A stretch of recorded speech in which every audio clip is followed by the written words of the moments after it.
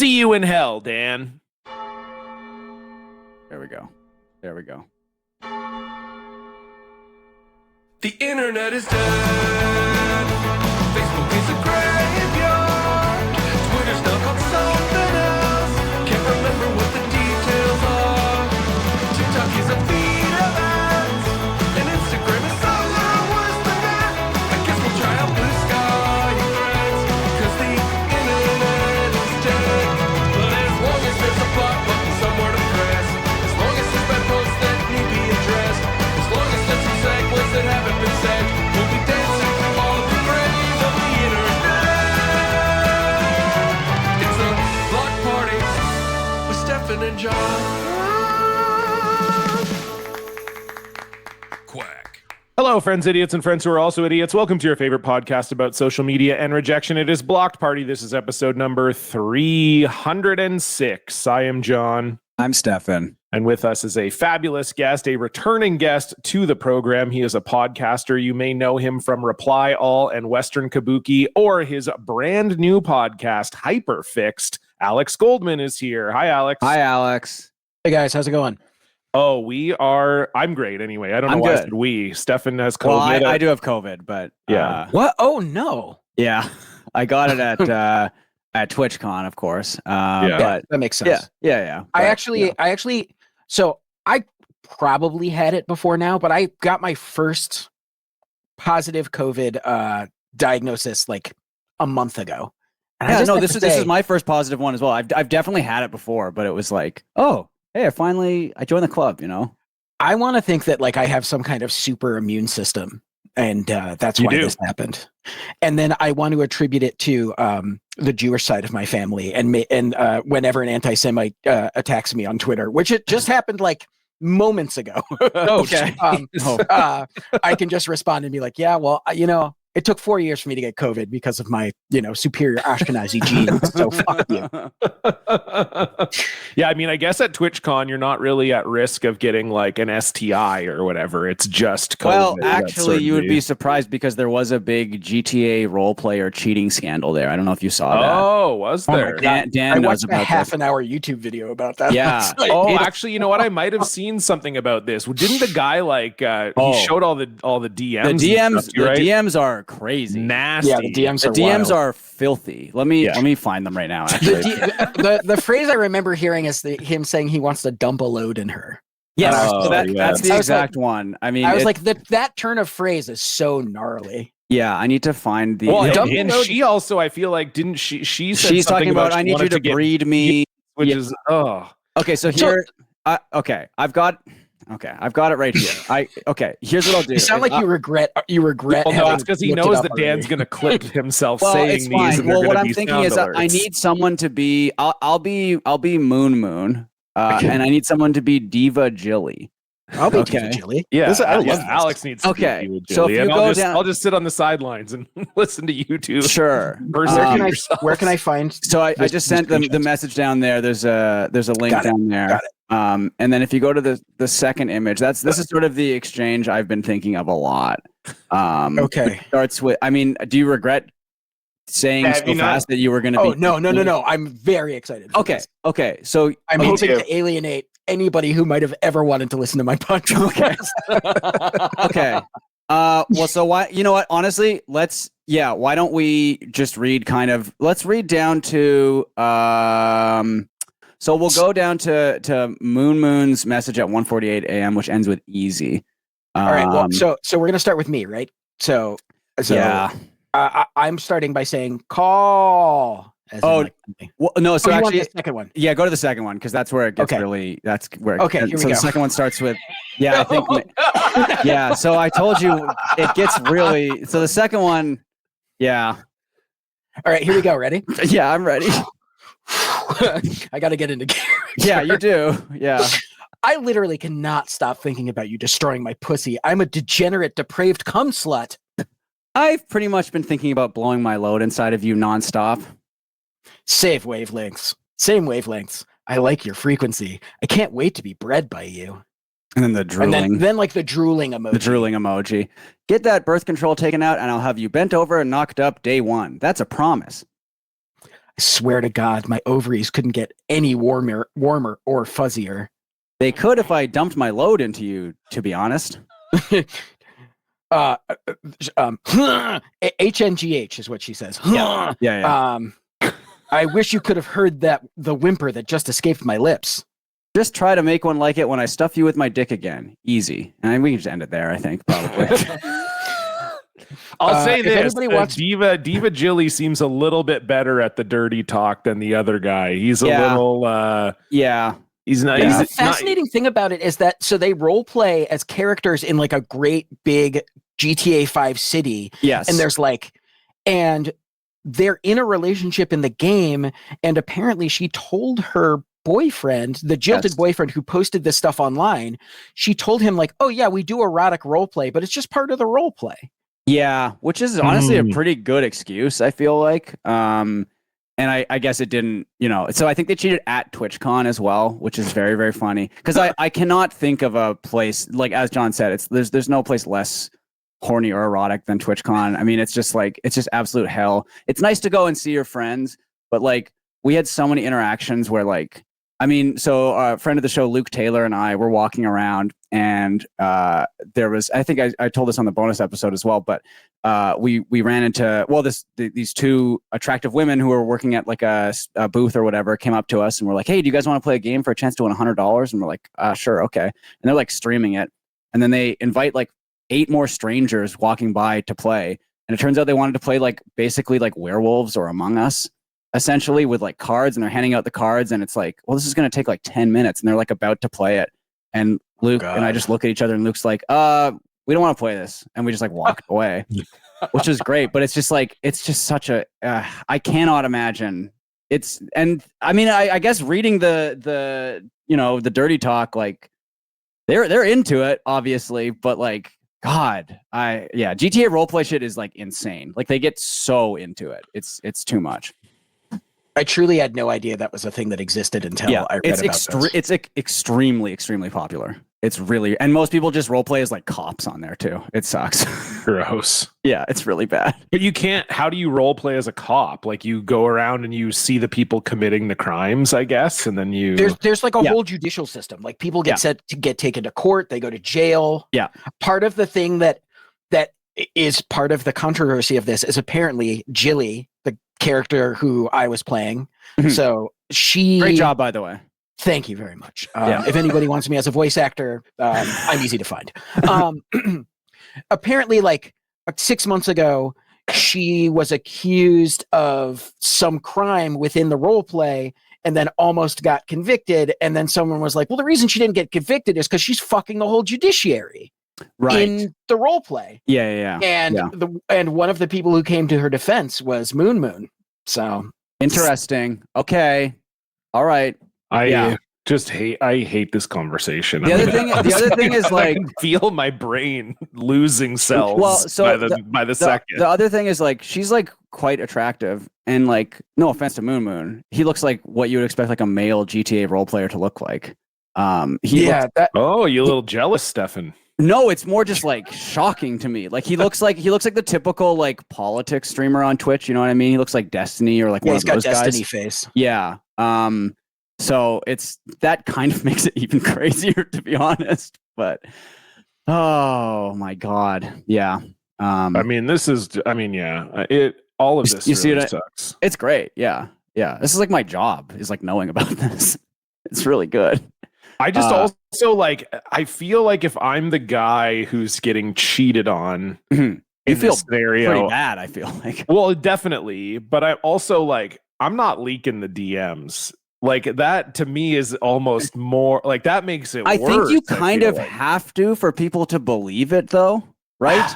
I guess. I think you kind of have to. I guess part of it is like, is Moon like a better role player than him? And that's kind of what did it, right? Like Oh, you think it was role-playing jealousy? I think it was maybe that he's a better role player, yeah.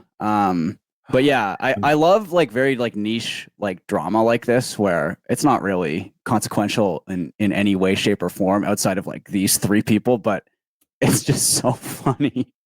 I do love stuff like this, but then did you guys ever watch Mr. Show? Oh yeah. So there's a sketch on there where there are these two guys who get into a bar fight and they like keep the fight going so long that they end up marrying each other. Yeah. Is that I'll marry your stupid He's like, ass? I'll marry your stupid ass. And then they're like together for 40 years. And then David Cross's character finally dies. And Bob Odenkirk's character just looks up and kind of gazes into the middle distance and goes, my life. And I think my life like that every time I'm like, oh, well, I've got to get into this like internecine drama on the internet. Every time you do this show, I think. After I've spent 90 minutes looking at it, I'm like, oh, my life. It's definitely I guess I can see getting swept up in it if you're like role playing with this person all the time or whatever. But also, I mean, I don't know. The talk is very gross. It is. It's like very. It's way nastier than I expected it to be. Way nastier than I expected. It's quite explicit. Yeah. But I mean, if that gets you going, I guess. Didn't he also say she was cheating with some other guys too? It was it was not just this guy. I'll be honest. He did a really long thread, and I checked out once I started reading the DMs because I was like, it's not going to get any better than this. Like.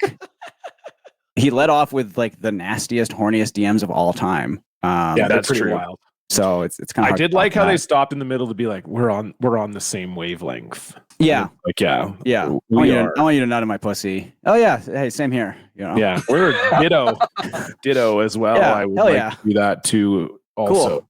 Yeah. That's what I was saying. I think Diva Jilly's a little bit more experienced in the whole dirty talk. Like it really felt like Moon was dropping the ball there a little bit. Yeah, I would agree with that. I would absolutely agree with that. Yes, let us take care of your birth control, and then I will come inside of you. You know what? Can I just say also, I feel like this is a recent development, but the whole like, I need you to breed me thing. Oh, disgusting. I can do without that. Yeah. I think it's great. Dan, why would you like it? Are you being it's possible, serious? It's okay. Let's keep in mind, it is possible Dan is reacting to something that just happened on YKS. So, because I was talking to you guys. Okay. For our listeners and viewers, Dan is recording an episode of YKS at the same time as this. So it's probably nothing's going to go wrong and it's going to be great. Yeah, I won't talk to the wrong people at all. How is YKS going right now? I can't tell. Wait, how are you on two calls? Like, are you on two calls at once? I guess like you're on like a second video call at the same time. Yep. And you're able to have your video feed in both of them at the same time. Yep. That's pretty cool. Can you say what's up to the guys for us, please? Okay, 1 second. Okay, thank you. Okay, here we go. Here. Yeah. Jesse, I'm sorry to interrupt you. Stefan wanted me to say hello to you. Okay, here we go. Waiting for the reaction.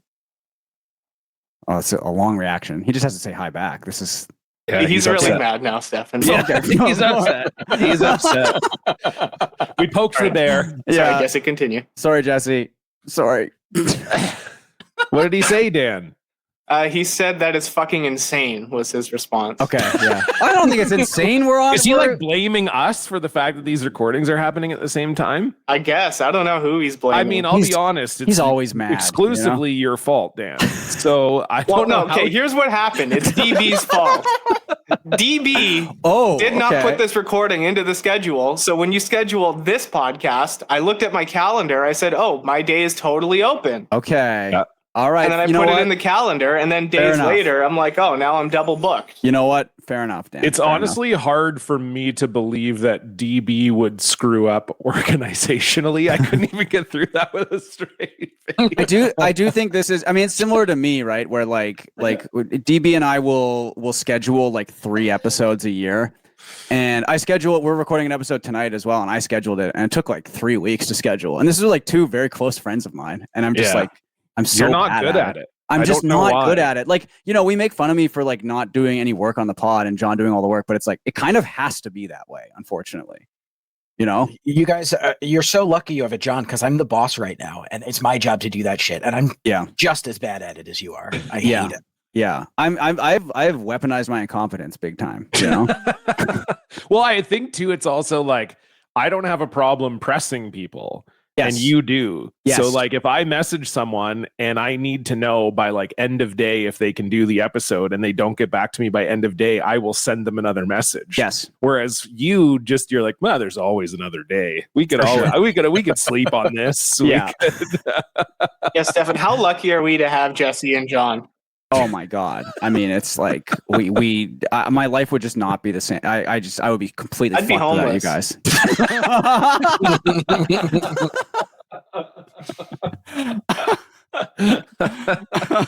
Oh my Well, God. hey, look, it's fine. It's honestly, I mean, most of the time it's very easy. Like I should say, like booking Alex, very easy. One DM, immediate response, and Yes. we're done. So usually it is that easy. But yes, there is the odd person where you got to press them a little bit. Yeah, for sure. Yeah. But, Thank you for making things easy for us, Alex. Can you name names, please? I need to know who I'm going to who is hard to book? Yes. I mean, it's exactly who you think. If you're looking through the list of block party guests and you're like, I bet they were annoying to book. They were. Yeah. It's usually not that. I mean, you have your new pod, Alex, and are you booking because I feel like you're having a lot of like guests and stuff on that. Like that's got to be more challenging than the stupid shit we do. Well, yeah, because I'm doing like interviews and like multiple interviews and stuff. So yeah. I mean, I have two producers that I work with who are both wonderful and well organized, and I'm just a nightmare. This morning, I literally like got on Slack and I was like, "Who are we talking to today? And like, what time is it? And do you have preps? And do you have Zoom links?" And they're like, "They're all in your calendar." And I was like, "I know, but could you just put them in the Slack for me? I'm right here." I know you've already done the job I'm paying you to do, but I would like you to do. I'm like that with JF, where like he'll always I always like make the schedule for the week, but he really likes it if we have like a Google Doc where we do like a tentative schedule first, and I always ignore it, and I'll just DM him or like send it to the group chat and be like, "Hey man, I made the schedule. Like, what do you think about this?" And he'll be like, "Use the fucking doc, and we can like talk about it and schedule stuff that way." And I'm just like incapable of doing that for whatever reason. Sorry, Jeff. I mean, I have two kids and I get like 16 fucking emails a week from my school. Yeah. And when their mom is like, "Hey, did you see so-and-so?" I'm like, "No, I'm not going to read." They're so long and they're so formal and they're so boring. Yeah. And like, I catch like 40% of it. And I know you're here for the 60%. And I'm sorry about the emotional labor I am forcing you to do, but like, it's just not in me. I can't do it. Yeah. And I'm sorry to make these excuses. It's not, I simultaneously know that it's not adequate. And I also am absolutely incapable of changing it. You know what I mean? That's always good to recognize. Look, I can't change. I'm sorry. But now, Alex, I was curious because we were talking about TwitchCon and you've obviously been podcasting a long time. Did you ever do any like pod cons? Oh, yeah, I've been to a couple, but great noise to make after that question. Yeah, exactly. Well, I was just like in my mind, my follow-up question was going to be like, are they as bad as I think they are / are they as bad as TwitchCon? Asking a question and then sounded like you just got punched in the gut. So I started in public radio, and public radio has a convention called Third Coast, which is in Chicago. And that's pretty cool. It's like lots of workshops and stuff about how to make radio, and like I sort of liked. Okay. And then I've been to like when podcasting kind of blew up and became this thing that's like, oh, everyone can do it. There were a bunch that sort of popped up that were like, they were like, "Hey, we'd love to have you come as a speaker." And I was like, "Great." And then I would show up and I realized that like, no one who paid for this thing knew who I was and had any interest in what I was there to talk about. And B, they were basically just like MLMs. They were like, "Hey, listen, we're going to sign you up to do this thing. You are going to make it so much money podcasting. You're not even going to believe it. And like, all you have to do is come to our conference and follow the easy steps that you get in these talks." And, sorry. no, so the last one I got invited to was like this fall, not this fall, this summer, like in July, maybe early August. And, I basically was on a panel, which was like, "Is there any future in podcasting?" And my stance was, no, don't do it. No, I mean, you're right. Cause I feel like I've seen, various podcast kind of conferences, Stefan and I obviously don't get invited to do them, but like I've seen them, you see them, they come up on your Instagram or, other people who are doing them. They do all And feel like scams for sure. Oh Like, yeah, because it is weird. Like it still seems like in the year of our Lord 2024, they'll do these like conferences and like the opening talk is like starting a podcast. Yeah. Like here's how you here's a panel with like 4 people who are very successful. Yeah. And it feels like their advice is just like, yeah, like have a good idea, buy a microphone and you're good, dude. That's essentially what TwitchCon is as well, right? Because there's all these panels. Right, So right. I think TwitchCon is really good if you are in the top 0.0001% of streamers. So you get like tens of thousands of viewers every single time. Like we're in like the top 0.01% and they treat us like fucking dog shit. Like they couldn't care less if we were there, right? And so You're I think like, Hassan follows me. I've talked to him before. yeah, Can I get we had him on the something? stream a while ago. No, it's nothing. It's just absolutely nothing, right? So it's literally for if you're already hugely successful, or if you're like a fan of streamers. Like it does make sense to go for that because you're gonna do meet and greets, you're gonna watch the panels, you're gonna like all that stuff, right? But like if you're our level, it's nothing. And then even worse is the people who go there. Like what I'll see is you'll see so many people walking around like live streaming, and they don't even have like, so we're like Twitch partners, and below that is Twitch affiliate. And they're not even like Twitch affiliates. They're just like community members and they're live streaming it. And it's like they want to make it big as streamers. So they're going to all these panels where it's like, here's how to get sponsors. Here's how to get like ad revenue. Here's how you need to schedule your streams and stuff. And they'll go on and they'll do like Q&As and they'll ask and stuff. And it's just like, if you want to be a successful streamer, here's the answer. Start posting jokes on Twitter in 2010 and have a big following when you start streaming in 2017. That's my fucking answer for you. Like there's no, I mean, honestly, Yeah. if you want a really successful narrative documentary style podcast like I have, start one when Serial started. That's what I did, and it was great. Yeah. That's Yeah. really like I can't imagine trying to make that suggestion now. I mean, or you can it's make so one crazy. about curling. Yeah, absolutely. Like Oh there's, right, of course. the streaming stuff is crazy to me because like there are success stories, but it really does feel like an MLM thing. It feels like a scam. And it's like if you want to be like a hugely successful streamer, it is like hitting the lottery. Like one of the biggest streamers is this like 20-year-old kid named Jinxie, who's like, I mean, borderline like catatonic when you watch him stream, and is like one of the best like Rainbow Six players in the world. But he streamed for like years to like 1 viewer and then just took off and is like very good at Rainbow Six. But you watch his streams and it's like his camera is like here and like he's like screaming into the mic. It's like unwatchable, right? And so there's so many people streaming like that, like hoping to like hit it big, and it's just like it doesn't work that way. It's just it's a total crapshoot, right? And it's the same thing. I'm a with Twitch podcasting. affiliate and I haven't streamed in a year. Yeah. So Yeah. Wow. just because I had a following from this podcast. Yeah. And I like played Tony Hawk on there a couple times. And Yeah. then So it was once you hit affiliate, like you stay there, you don't get demoted. I You don't can't, think you can't get demoted once you hit same thing with partner. And then like we hit partner in 2017, like right as we started streaming. It was like much easier to hit partner back then, but it was also like it was me and Jesse and Rob, and we all had like an online following, right? So Right. we kind of started out with like, you know, averaging like 200 to 300 viewers, right?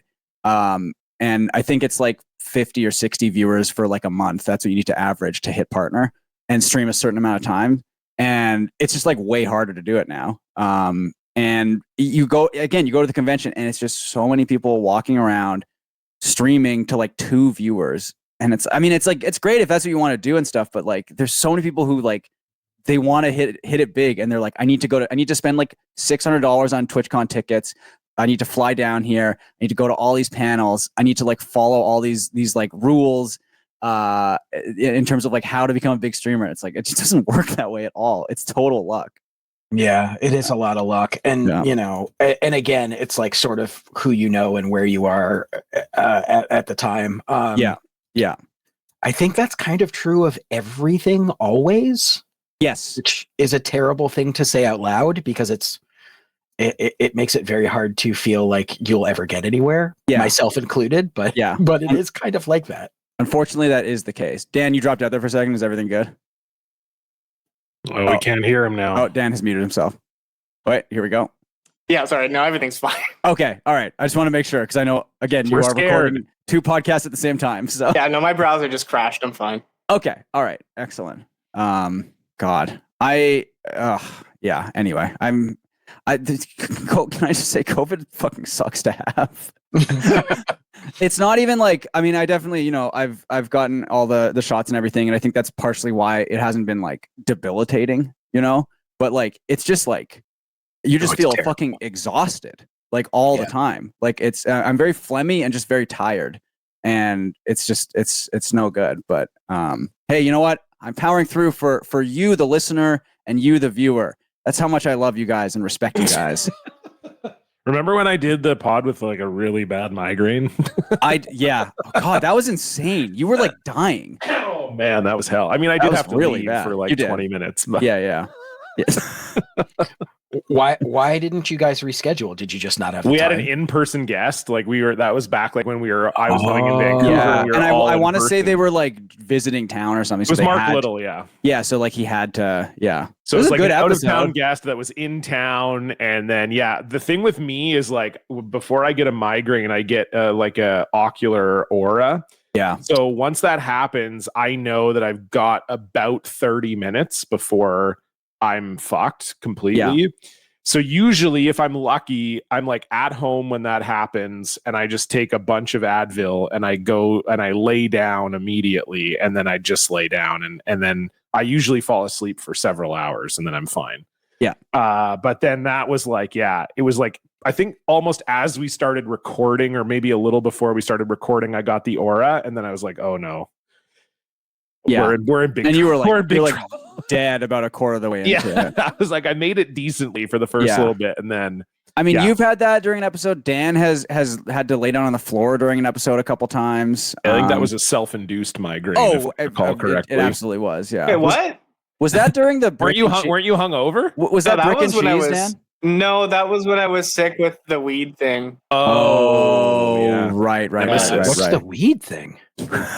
Well, I guess there's this disease, or like this. Is it a disease? I don't know. I would say it's like a condition. It's a condition, I think. Where you smoke so much weed that it gets to a point where I'll wake up, and then for about 5 days straight, I will spend my first 6 hours of the day vomiting, and then the last, whatever the 18 hours sleeping, and that's for like 5 days. I'll just be out. Fuck. Yeah.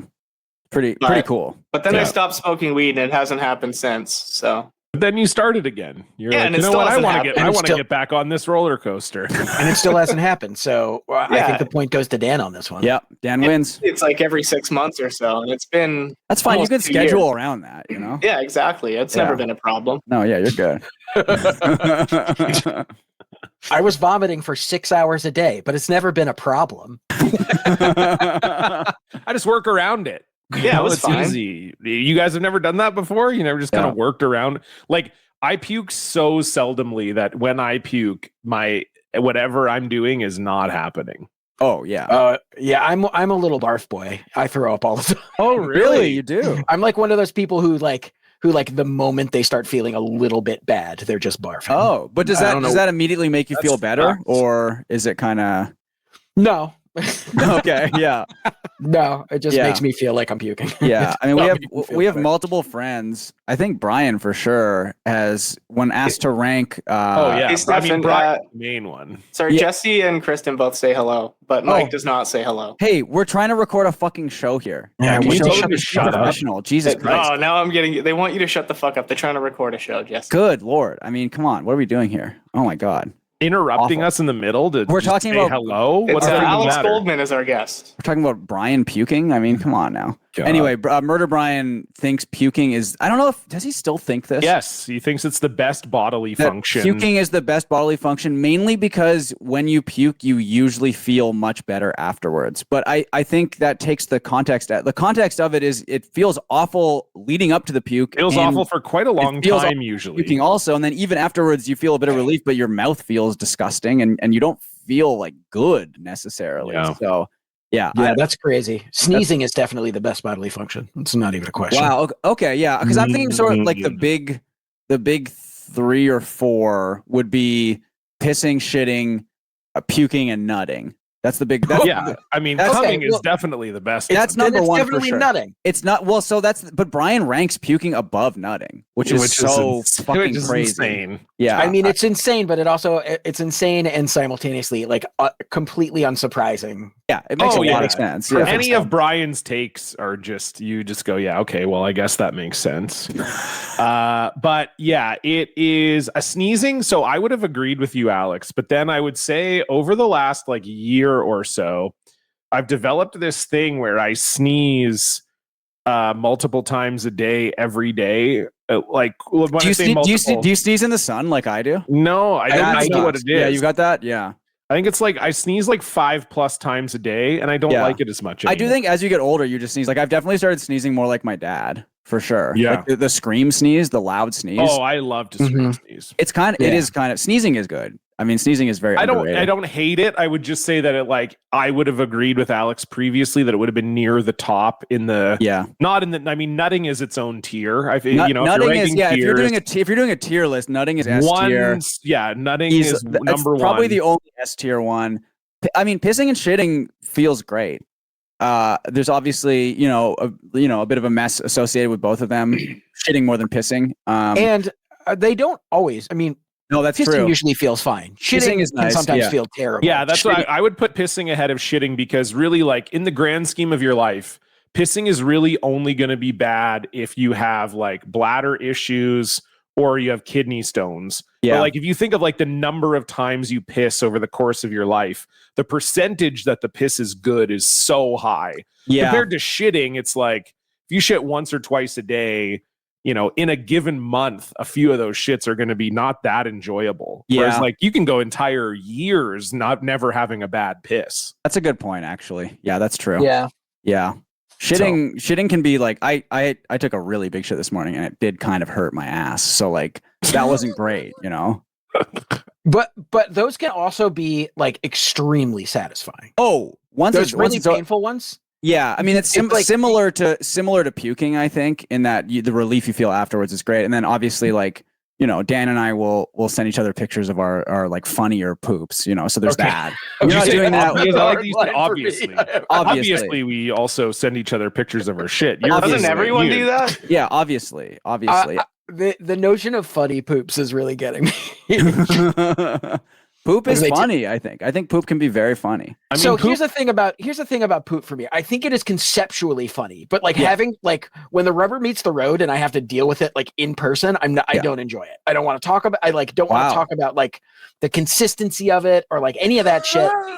I'm not interested in that. If you send me pictures of your poop, I'm blocking you. Like that's just so I do not understand that phenomenon either, Alex. Like I agree with you. Again, I like my own shit is different maybe, but like I agree that conceptually it's funny. It can be used in funny ways in like comedy movies and skits and stuff like that. But yeah, like there's never going to be a scenario where my friend sends me a picture of their shit and I'm like, that's really funny. That's funny to me. But you would send a picture of your shit to a friend? No, I wouldn't. Why not? Because I know how I feel getting a picture of the shit. So why would I subject anyone else Dan and I to that? send each other shit pictures all the time. I'm in a group chat with a few people like Tom and Demi, who we were talking about before the show. They sent crazy poops because they shit in Australian toilets, so the water is way lower. So the shit always looks like it. So the poops actually come out of the toilet. Yeah, it always looks like a shipwreck. Yeah, it's crazy. Yeah. So I used to be in a group chat on Twitter called Crap Chat, and the whole premise of Crap Chat was like, all you did was when you crapped, you would go in there and type crapped. Yeah, that was it. That was the entire concept of it. And then I invited a friend, and immediately she was like, "So do we send each other pictures of shit in here?" And I was like, I like had to back channel and be like, "Don't you fucking embarrass me in front of my friend. How dare you?" What do you think Crap Chat is? Okay, I need to ask you that right now. What do you think it is? Because I didn't realize you were going to be disgusting about Crap Chat. This is actually a very formal version of a Crap Chat. You may have been in some other Crap Chats that are a little bit more debasing, but this one is it's a little bit more of a haute couture type crap chat. Yeah, listen, we're like a high class crap chat. We don't do that. Yeah, of course. Yeah, yeah. So funny. God damn. I think that I'm glad that I don't like that I feel like it makes me feel like it would make me a worse person. I'm glad I'm the weird one here. I will admit it. That is weird. Oh, most definitely. You are. Sure. Yeah, So. it wasn't in question. No one was questioning. Oh, okay. Yeah, I wasn't sure. I think that people do think that I am the weird one if they're like Stefan. They're like, why is John the way that he is? I don't understand that. You're a square. I don't know if I'm a square. I think I'm pretty cool, actually. Okay. I'm with you on the poop thing, John, but I don't know. Damn it, Alex! Sorry. You had me in the first half there, but then you lost me. God damn it. All right, fine. Well, speaking of not being cool, let's move on to our social media updates. What a fucking good segue. Now let's move on. It's time to discuss what popped up in your feed. Who are you following? What did you see? Sports or politics, tweets and skis, hot takes on the TL or fast food freaks. It's our social media update. Alex, you always like to start with the guest. What's going on your social media? Well, there's a couple things. The sort of minor one is that I made the mistake of waiting. So like Gamergate 2 is happening right now. I don't know if you guys are familiar with this, that this is going on. Okay. No. It's just because I feel like that's just kind of been, it's almost like a cold war of Gamergate where it's just kind of been constantly happening since Gamergate. But is there like a new specific thing that set it all off? They got really mad. So a bunch of gamers found out that they were like diversity consultants on video games. Oh, which, right. Okay. Not surprising. And then they all got very mad. But but in particular, they're very mad right now about the sequel to Ghost of Tsushima. Yes, I think I have seen this. Yeah. I haven't seen this. Tell me more. So Ghost of Tsushima was it's like a Souls-like game that is hard, and then they've got a new one coming out, and the main character is a woman. Yeah, and it's enough to set everyone curious about. Yeah, it. yeah. That's really like all it is. But then they found out that the voice actress who plays the character is, I think that they might be non-binary, definitely very pro-LGBT, is very outspoken, and like preemptively blocked a lot of these people. Yeah, of course, because they're all unpleasant psychos. And so, I said something. I waded into a thread and I called someone a loser. No, you know what I said? I said your mom. And then the guy immediately went on this very long tirade about how many of my ancestors must have been passed around, and that's why I'm Jewish. Oh my God, Jesus Christ! But it was like total Sephiroth posting, where the guy was just like. You don't understand what's coming for you. The phrase that he used was he's like, well, it's too late for you now. You've incurred gamer's wrath. Oh my God. The phrase gamer's wrath was it's too late. You know what? It's too late for you. You had a chance, Alex, but now it is. It's funny late. Too, because these guys always overestimate like how much they matter, right? And so like they're like, we're not buying this game, and it's like, okay. So that's fine. We don't have to deal with you anymore. Like that's great. Yeah, like a lot of people are going to buy these games. It's going to be a hugely successful game, no matter what. It'll be fine. Yeah. Oh my God. It's also I feel like we have talked about it a little bit on here before, but I feel like I really don't understand. Like I can't enjoy this game if the main character is not male and voiced by a male who might be not pro LGBTQ. Like it's just, I have such a hard time even understanding. Yeah. Guess what? I love the movie Casino, and James Woods is really good in that. And he's like one of the most insane people alive, and is like he's completely nuts. Right. But I can admit he's really good in Casino. You know, it's not hard to admit that. Right. I mean, the fig leaf they use is like, I can't enjoy it because it's not historically accurate anymore. Oh, of course, yeah. Like you're playing a fucking video. Yeah, what does that mean? I don't understand. There were no female samurai in feudal Japan, which like I'm pretty sure there were, and also, who gives a shit? Like you're playing a video game. I don't think samurais had to climb up towers to unlock, like, get rid of the fog of war and see more of an area. Are you gonna not play God of War because Kratos isn't real? Like what is your deal? Who cares? It's just unpleasant, like, losers really who are mad that the world is like leaving them behind. That's kind of all it's been forever, right? And it's I just realized that I can't play Mario anymore because plumbers can't jump that high. Oh, I thought you were gonna say plumbers can't be Italian. I was gonna be like, plumbers are all Italian. No, that's Well, not what I was hey, gonna say. whoa. Well, they are, aren't they? Like, Oh, Portuguese too, Stefan. oh, that's true. don't- Yeah, no, you're right. You're right. I mean, Leave look, them out of this. I worked at a plumbing wholesale warehouse. There were a lot of Italian plumbers. Like Yeah, there's a lot of my Italian plumbers. family. Yeah. Um, They all stink. so like this shit. person Okay. this person said to me, I've just been wanting to talk to someone about the overrepresentation of Jews in the media, entertainment, academia, basically everywhere, and how it's going to be over soon, regardless of who's going to win the race war.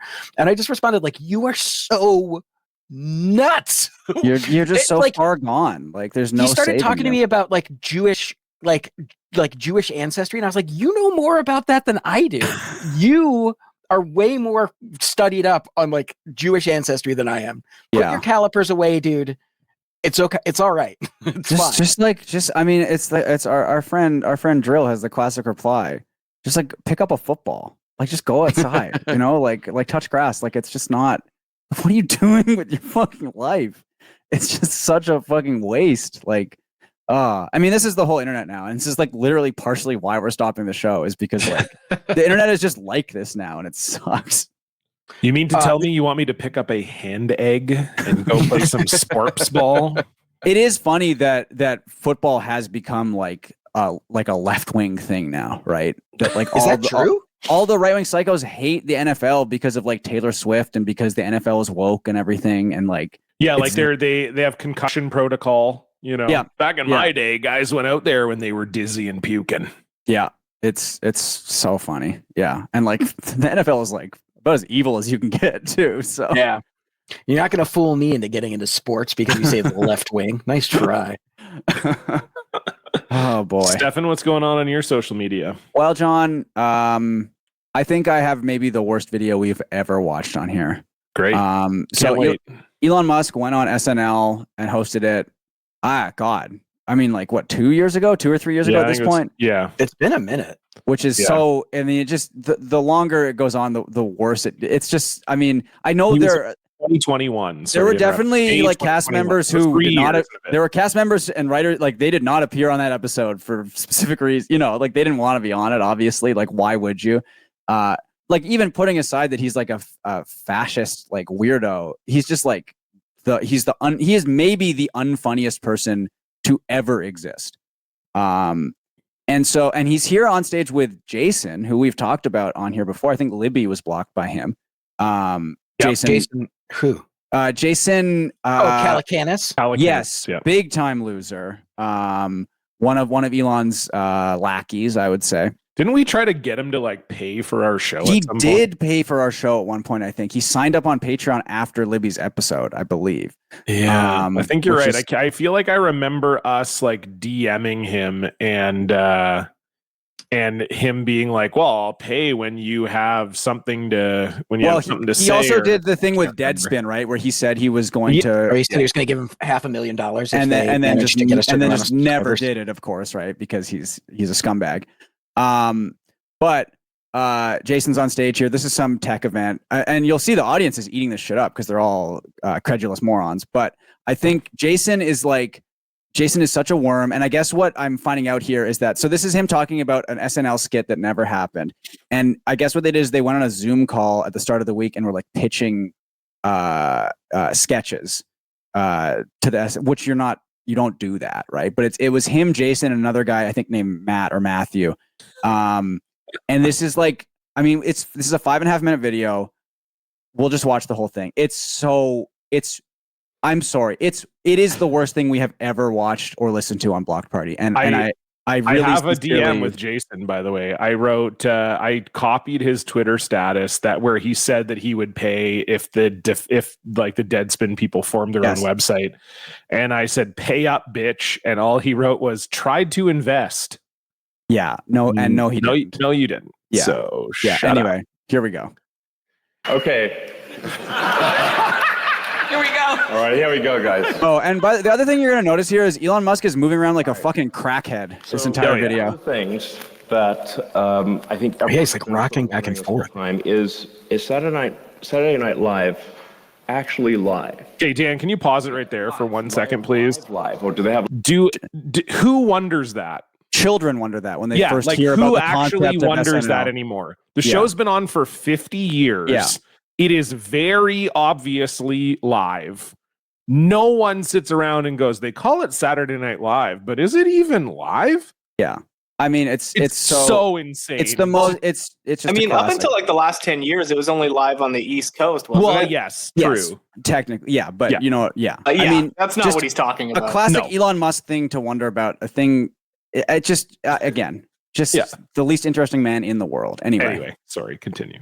Like a delay, or like just in case, there's a wardrobe malfunction or something like that. Is it like a, Truly live. 5-second delay? What's really going on? But there's a way to test this. Oh my God. We came up with a way. There's a way to test this, which is we don't tell them what's going on. As I walk on, it says, this is the script. I'll throw it on the ground. We're going to find out tonight, right now, If Saturday Night Live. if Saturday Night Live is actually live. Oh my God. And the way that we're going to do this is I'm going to take my cock out.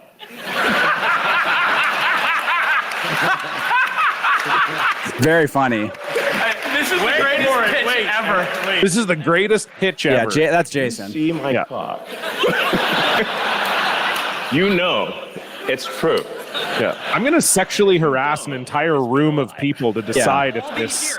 All these years, Now this is we're going to bust them right now. and we're pitching this Yeah. So we're pitching this. on Zoom. Yeah, we're pitching this on Zoom on like a Monday It's after COVID. we're like kind of hungover from the weekend, and we're like pitching this We're at in like noon. Miami. Yeah. And it's Jason's on, and Mike and you. yeah, and Mike, so essentially got like my friends who I think are sort of quite funny. This is really bad right here. Jason's quite funny. I think like Jason's the closest thing to Cartman that exists in the world. And it gets worse. It gets worse. We have a joke going that he's Butters and I'm Cartman. These guys are like 55 years old. And then my friend Mike's. Just imagine you work for SNL and Elon Musk brings a posse onto into the writer's room. Jesus. It's like, actually, that's not how it works, and that's normally like actors, and they just get told what to do, and like, oh, Right. Well, you mean we can't just like do so- funny things that we thought of? What? They're watching this and on the Zoom they're aghast at Yes, no, no, Elon's pitch. Yeah, that's silence. Like, so I'm like, and I'm Yeah, because you're bombing. It's like, are we muted? Is that mic on? And they're like, we hear you. Yeah, and then after a long silence, like Mike just says the word crickets. Oh my God. And they're not even a chuckle. I'm like, what's going on here? Yeah, because they're literally the unfunniest men in the world. Exactly. So there's more to it. Okay. Yes. Imagine not understanding that SNL has writers. Yeah. I just thought I showed up and did what I wanted. So then I'm like, so I said, like, I'm gonna reach down Oh my God. Into my pants. and into my pants, and I stick my hand in my pants, and I'm gonna pull my cock out, and I tell this to the audience, and the audience is gonna be like, what? Right. And then I pull out a baby rooster, Oh my God. yes. and it's like, okay, this is kind of PG, it's like it's got that, not that potential, bad. not that It's like bad. it's sort of, this is my tiny cock, and and it's like, what do you think? And so then And do you think it's a nice cock? I mean, I like. I'm like, and then Kate McKinnon walks out, Yeah, exactly. and I'm like, oh no, but you haven't heard half of it. So Kate McKinnon comes out, Yeah. and she says, Elon, She I has a cat. expected you would have a bigger cock. It's like, I don't mean to disappoint you, Kate, but but I hope you like it anyway. And then Kate, But Kate's got to come out with her cat, okay? right. Oh God, dude. And Kate You says, can see where this is going. yeah. And I say, nice. Wow, that's a nice pussy you've got there, Kate. Wow. I can't imagine why she wouldn't want to engage in this fucking It looks a little wet. What's the nightmare raining with him. outside? And then And do you mind if I stroke your pussy? Is that cool? It's like, oh my God. Actually, can I hold your cock? Of course, Kate. You then they definitely trade. hold my cock. Noted lesbian Kate We McCann. exchange, and I think just the audio version of this is pretty good. Right. I wish I could have seen this Zoom call more than anything in the world. I really like stroking your cock, and I was like, It's the most like one-note joke that like a 10-year-old would think of. Enjoying stroking your pussy. yes, of course, and yeah, so you know. They're looking at us like, oh my God, what have we done inviting these lunatics on the program? Yeah, and they said like, well, it is Mother's Day. It's Mother's Day. We might not want to go with this A lot one. of for moms in the Mother's- audience. And I'm like, well, that's a good point. Well, Fair. it might be a bit uncomfortable for all the moms in the audience. Maybe, I don't know. I don't know. Maybe they'll dig it. Maybe they'll like it. I don't know. Yeah. And I think that's Wow, it. that fucking horrible. Yeah. It's truly like the worst 5 I- minutes of conversation I you can think even that, imagine. yeah. I think that is, I mean, I wasn't lying. I think that is the worst thing we've ever watched on here.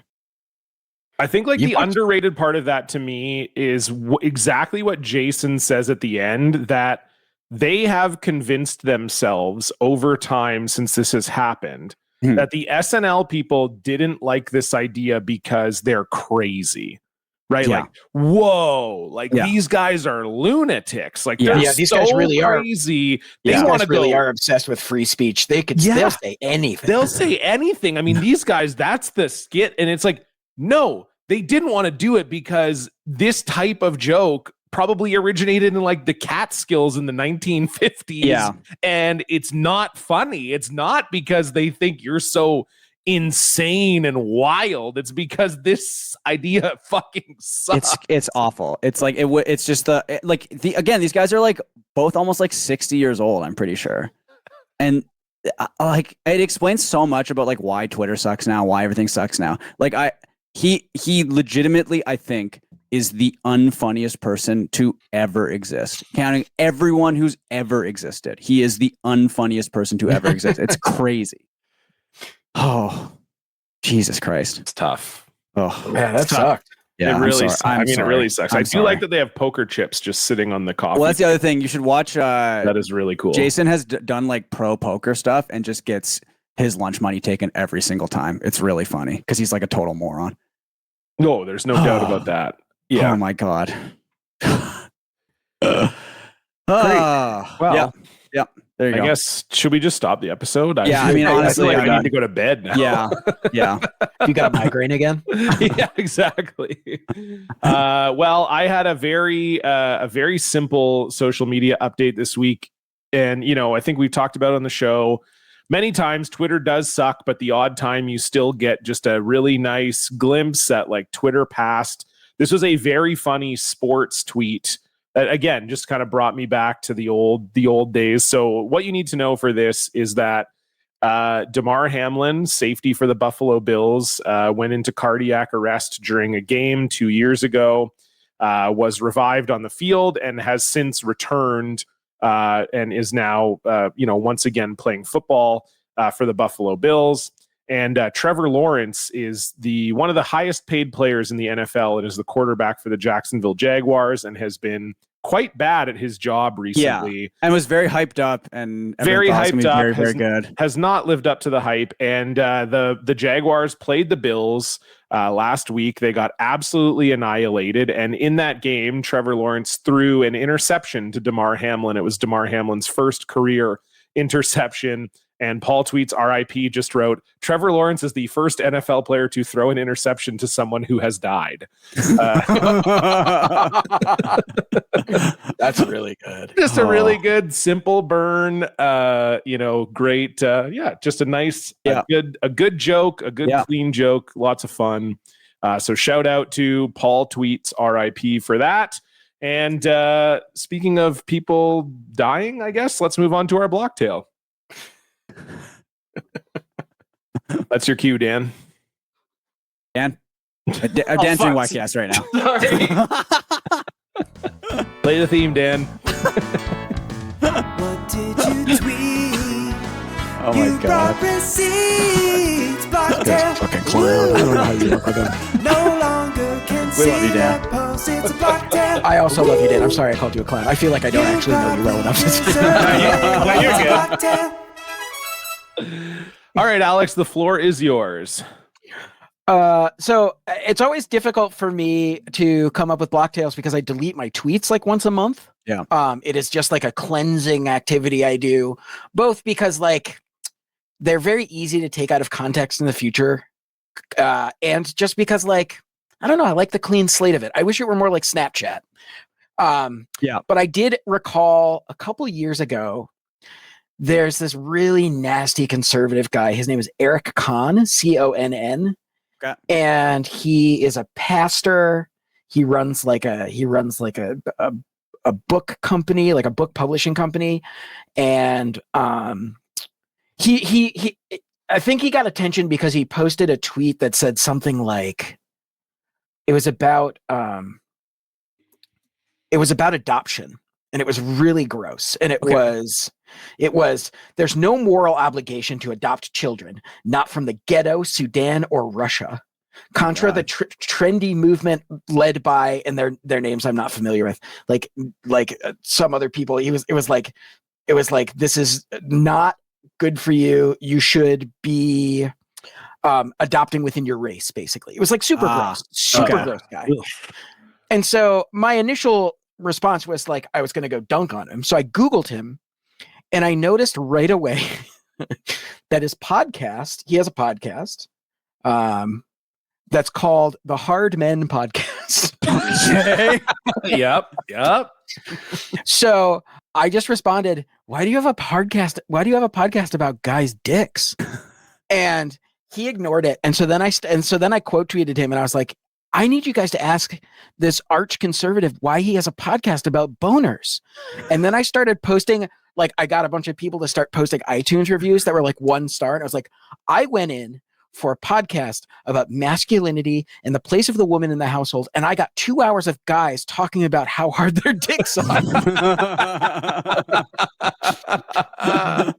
So I got through about, I don't know, 3 hours of doing that. And, you know, like, I say this as a person who absolutely cannot schedule an interview, but at the same time, and when I see something like this, I'm like, oh, this is the rest of my day. Yeah. Oh, absolutely. So I spent about 3 or 4 hours just like, you know, corralling all my friends to send them things about the Hard Men podcast and review the Hard Men podcast on iTunes before I finally got blocked. But it was so satisfying because it really feels like, I mean, it must not have occurred to him before he named it that this would be a possibility. Part of it is like, yeah, it's like the hard men make soft times or whatever, and soft times make soft men.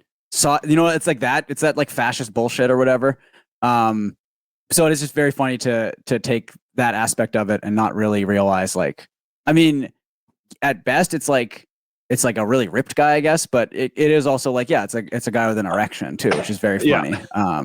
It kind of reminds me of like Vince McMahon tried to create this character in like the Attitude Era. It was like this wrestler named Steven Regal, and he actually like grew up on the kind of like carnival circuit in the UK. Like he was legitimately like a very tough guy and actually knew how to like choke people out and do, you know, he did that kind of like whole thing before he became a professional wrestler. And so Vince decided to play up on his like real life thing by rebranding him as Steven the Real Man's Man Regal.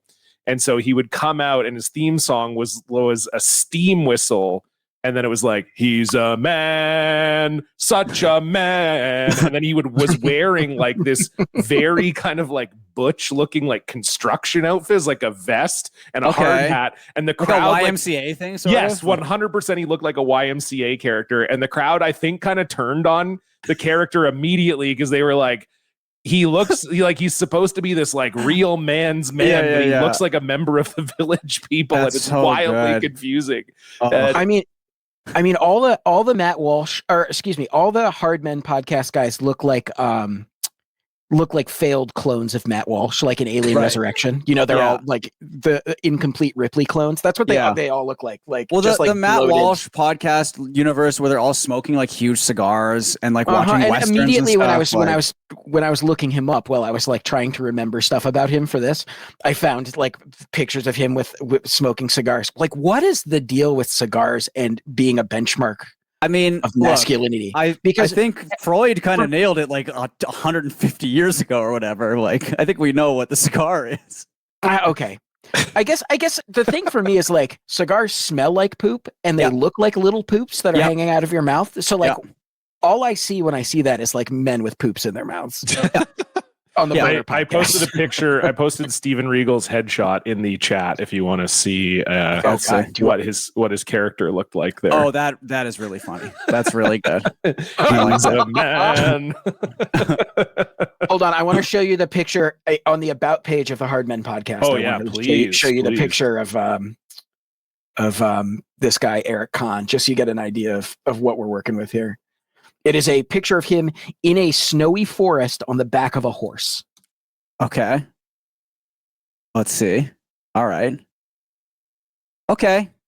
Yeah, that's he's one of these guys. Does he run like does he run a camp? He looks like one of the guys that runs one of those like alpha male camps. Yeah, absolutely. For guys who are huge pussies.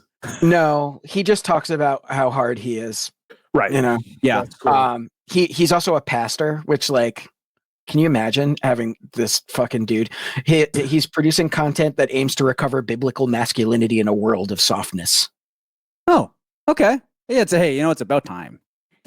I'm always thinking about the guys in the Bible and being like, I bet they were just fucking ripped hardos, dude. Yeah. They were lifting weights and they were ripping guys apart with their bare hands. They were so sick and ripped and shit. Oh God, that's a good block. Yeah. Speaking of Matt Walsh, this is actually a really good time to segue into the listener block. And this is, again, maybe a throwback to old Twitter, just a sort of classic thing to get blocked for. This is from Ian. Ian actually got blocked from Twitter because he picked up a suspension. He says, "Hi, Blocked Boys. First off, thank you for the years of laughs and education and guys who eat fast food in their cars. It's kept me sane through some pretty dark times and some not so dark times. Anyway, here's how I blocked myself from using Twitter. As we're all aware, one of the world's most disgusting perverts bought a certain website. He promised a safe haven for free speech, but the opposite was true. I stuck around longer than I should have, and here's how I left the site for good. Nasty little conservative shitbird worm Matt Walsh posted some truly disgusting transphobic white dog shit, and I responded with an innocent, I'm going to hit you in the head with a hammer, and I was instantly suspended. Yeah. Twitter gave me the option to appeal the suspension, to which I responded, I should be allowed to hit Matt Walsh in the head with a hammer, and I was denied, so I guess I won't be using the free speech website anymore. Anyway, maybe that's something good. Anyway, maybe something good, wink, will happen someday. Yeah. Thanks again, Ian.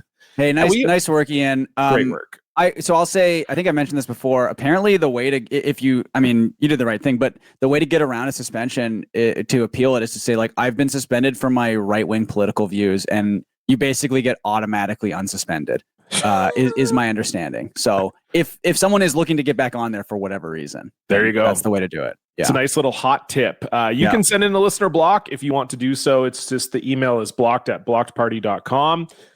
We also have a Patreon, patreon.com/blockparty. In just a couple weeks from now, that will be the only place to hear brand new episodes from myself and Stefan, as we are going to be shutting down the main feed, but we're going to keep our bonus episodes rolling, and there's lots and lots of fun stuff over there. Coming up this week, we've got our friend Josh Custodio asked us if we would like to be interviewed about the end of Blocked Party for our Heck Cullen series. So we obliged him on that and had a fun look back at the creation of the show and all the stuff that's happened over the years. So that's a really fun one to check out. We also had our friend Luke Taylor on recently to talk about the Canadian TV show Reboot. We've got a bunch of other stuff over there, Discord access, merch discounts.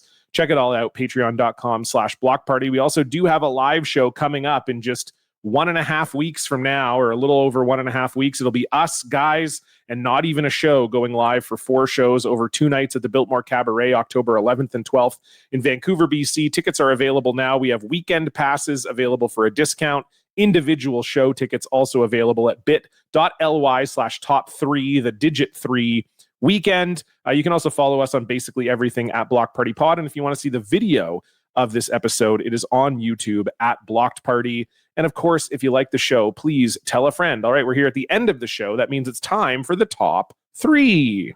3, 2, 1. 3, 2, 1. Uno, uno, uno, uno, uno, uno, uno, uno. Mustard. 3.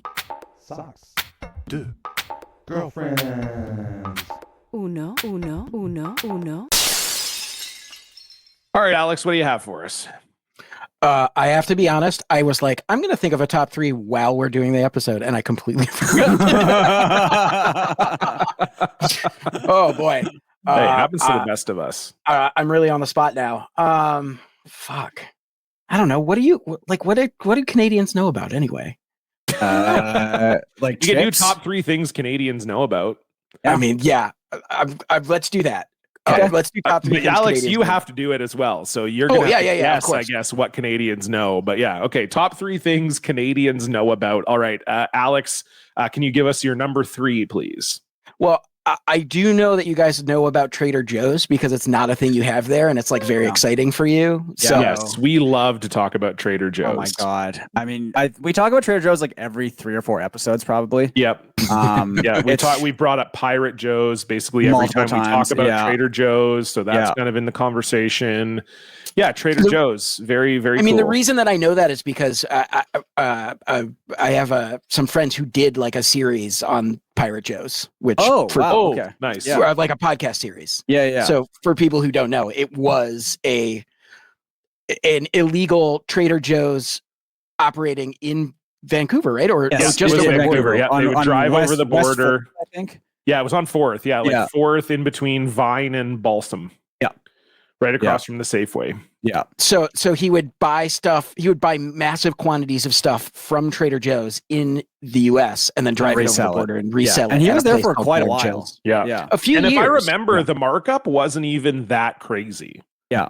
Like it was a markup, but because Canada does now also, it's become a trend, or at least in Vancouver and in Calgary. I'm sure it's probably the same in other major cities, but there is a new Canadian trend where these stores will open that kind of advertise themselves as like quote unquote bodegas, which is ludicrous, but they sell American products. I believe it's legally. I think they found out a way to like get American products shipped up. And they also do Asian. They'll do like, sometimes you'll get some Japanese products or whatever, like all food snack, like snacks, pop, whatever.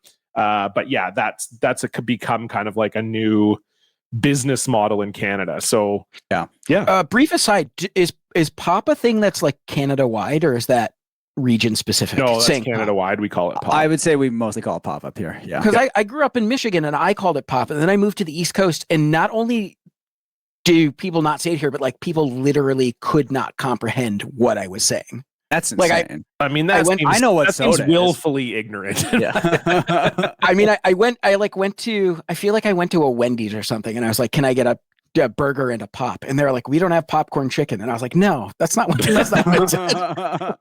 How crazy would it be if you decided that the short form for popcorn chicken is pop, and you just went around asking for that, and then when they didn't give it to you, you were very surprised? But it was really hard for me to condition myself to stop saying it. But then I said that, and then I feel like maybe 6 months later, I was at Hampshire College, which is like a small liberal arts hippie college in Western Massachusetts, to see a band play.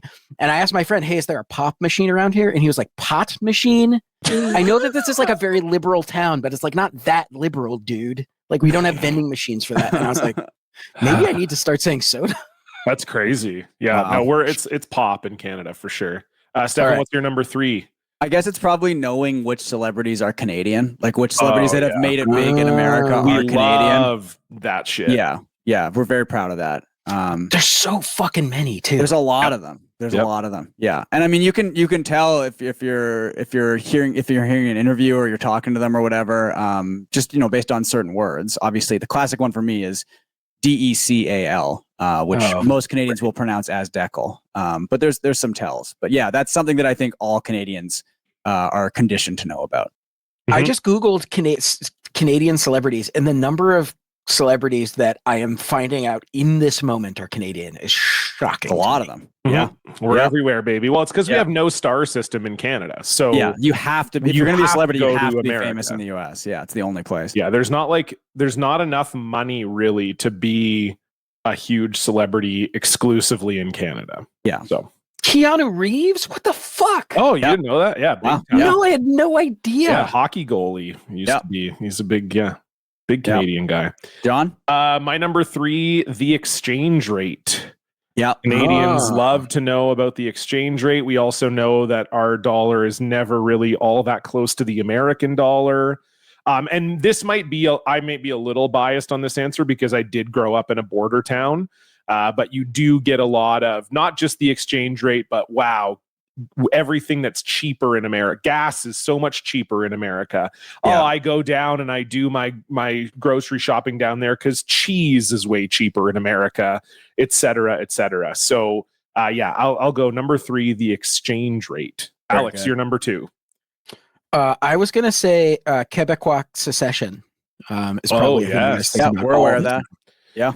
It must be a constant fear that the fragile equilibrium you have is going to be shattered at any moment.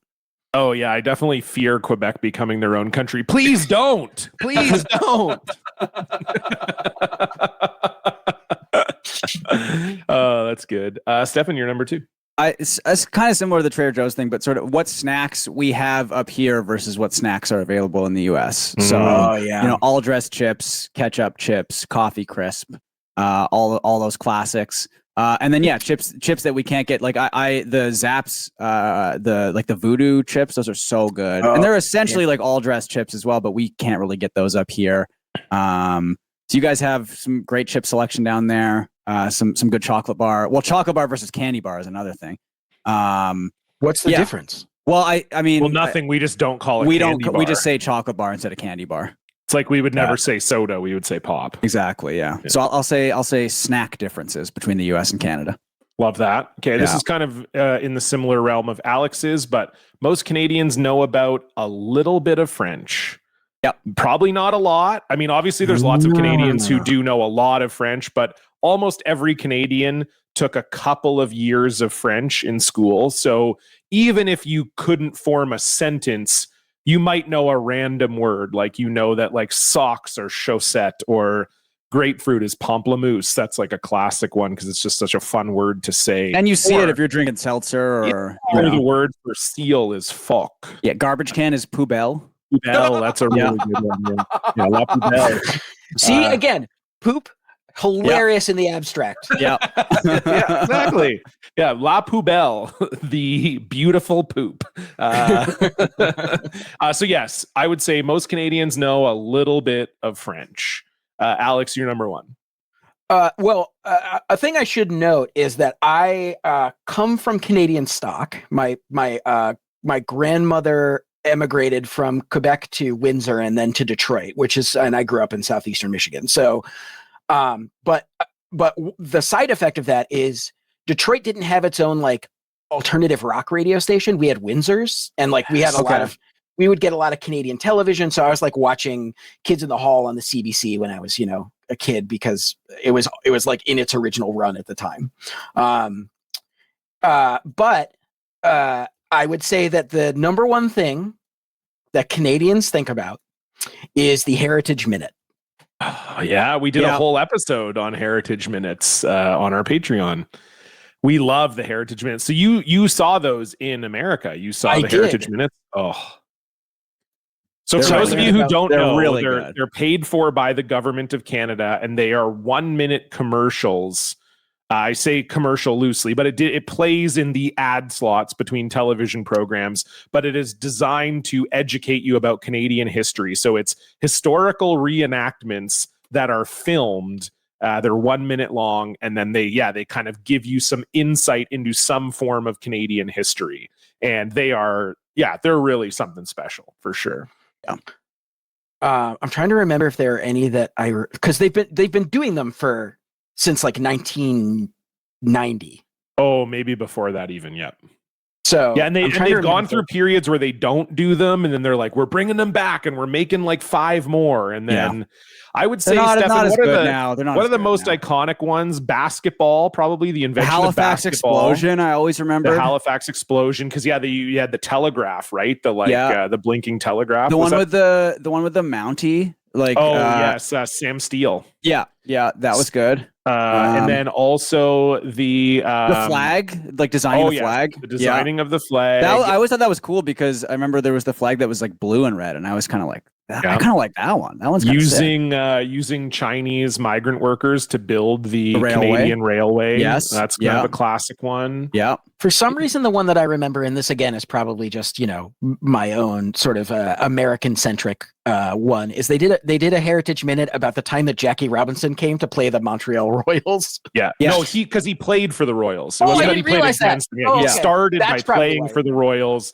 Then that was how he got discovered by Brooklyn, I believe. Yeah. Yeah. Anyway, you guys think about that all the time, right? Oh yeah. Yeah. Big time. Yeah. Every Jackie Robinson day in the MLB, I'm like, but without the Montreal Royals. And also kind of a shitty team name because Montreal literally means Mount Royal in French. Royals, so the Mount Royal Royals. Yeah. That is pretty bad. Yeah. Number one for me, this is tough. I guess it's an obvious one, but it's hockey. I think we just know a lot about hockey. Most Canadians do know at least something about hockey. Like that is generally true.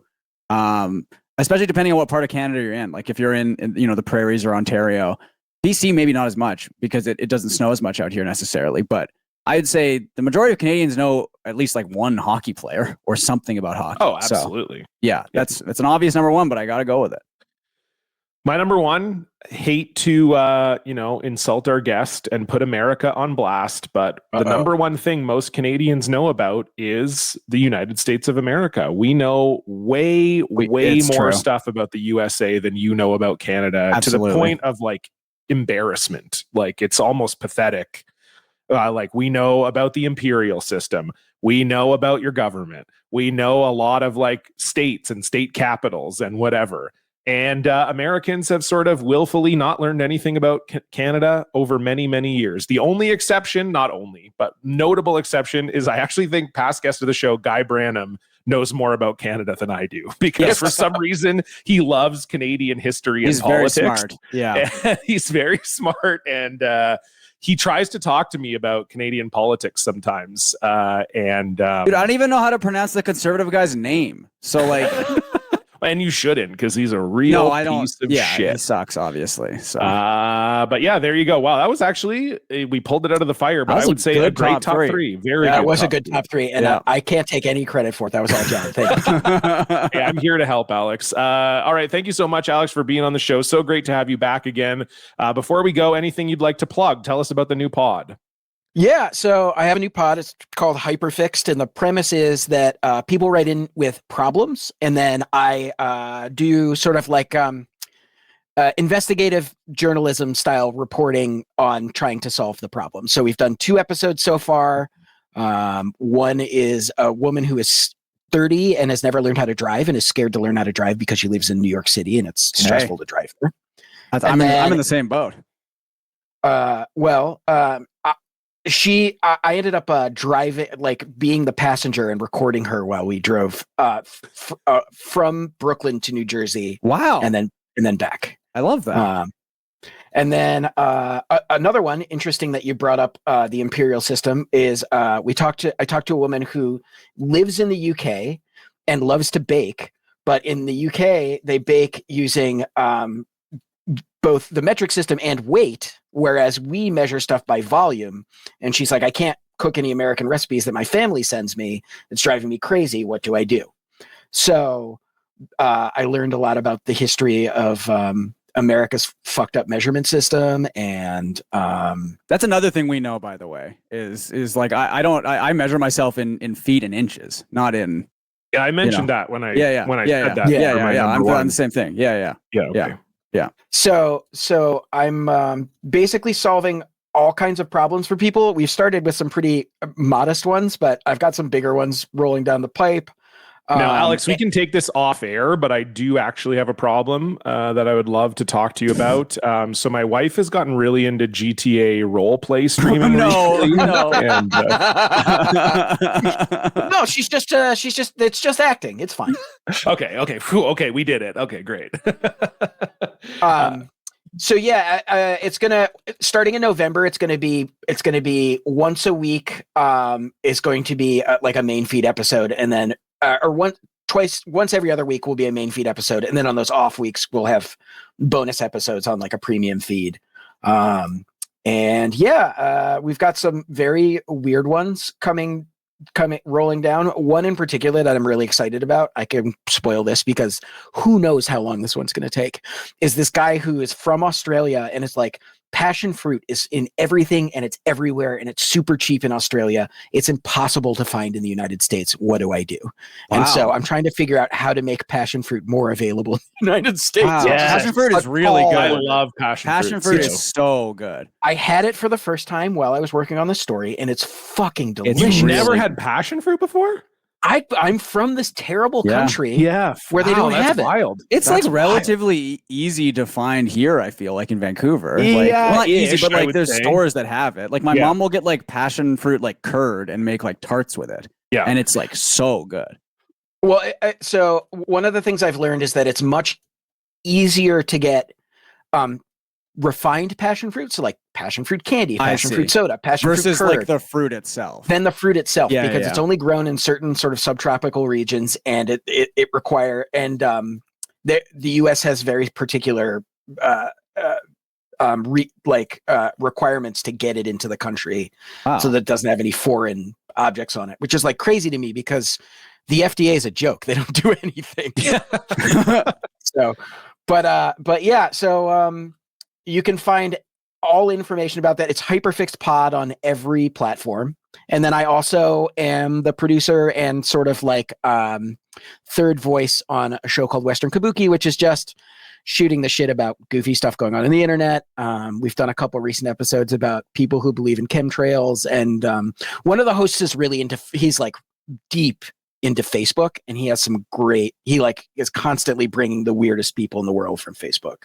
And Stefan and I have both guested on that show. Yes. So if you're looking for somewhere to start with Western Kabuki, I was just on recently. We were talking about scam products on Twitter. It's a ton of fun. And Juniper has also been a guest on this show as well. So yeah, definitely check out Western Kabuki. And people can follow you. You're at A Goldman on Twitter. Yeah, Goldmund. So Perfect. A Goldman.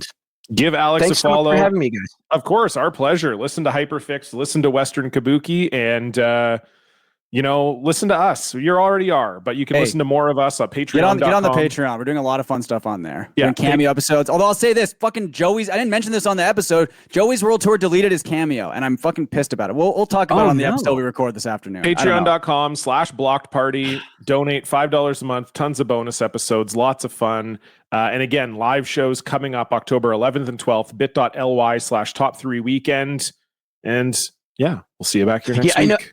I know that this is going to sound like I'm patronizing you, but like I'm genuinely sorry for you about Joey. Like I know that's a big deal. It is like actually, it's bad. It's like actually bad that it happened. It actually is like it's causing financial harm to me. It's really bad. Anyway, fuck whatever. Thanks for listening. See you back here next week. Goodbye. Bye.